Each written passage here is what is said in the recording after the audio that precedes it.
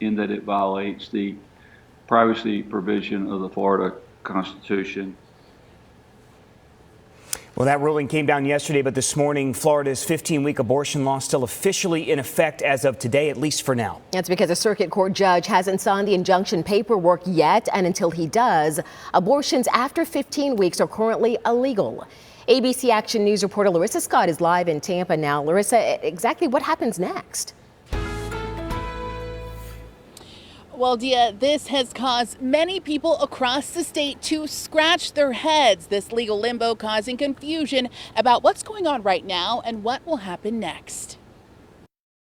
On Thursday, Circuit Court Judge John Cooper ruled Florida's 15-week abortion law is unconstitutional and vowed to block it. Cooper ultimately decided that the law violates the state constitution's guarantee of a right to privacy, but he hasn't reviewed or signed the paperwork yet, meaning that for now, the law goes into effect and abortions past 15 weeks are illegal in Florida, with exceptions only for fatal fetal conditions and serious risk to the mother.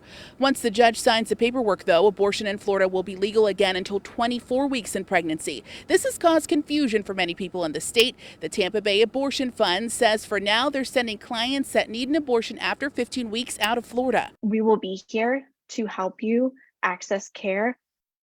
It's just not going to be in Florida. Providers and abortion rights advocates are now having to work through the logistics. It may take clinics a little bit of time to just sort through kind of the legal ramifications and the logistical ramifications for seeing patients around that 15-week point or after that 15-week point.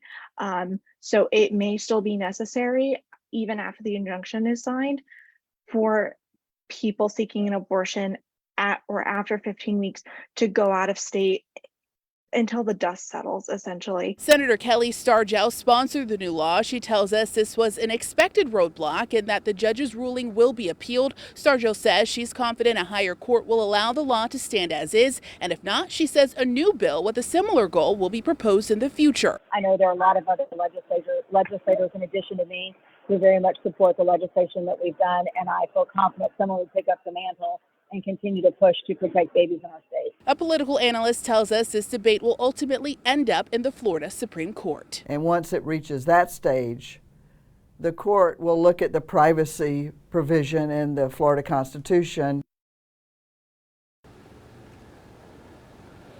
And the judge is expected to sign that injunction paperwork sometime early next week, likely Tuesday. And we will, of course, continue to keep you updated on this developing story on abcactionnews.com and on our free ABC Action News mobile app. I'm live in Tampa this morning. Larissa Scott, ABC Action News.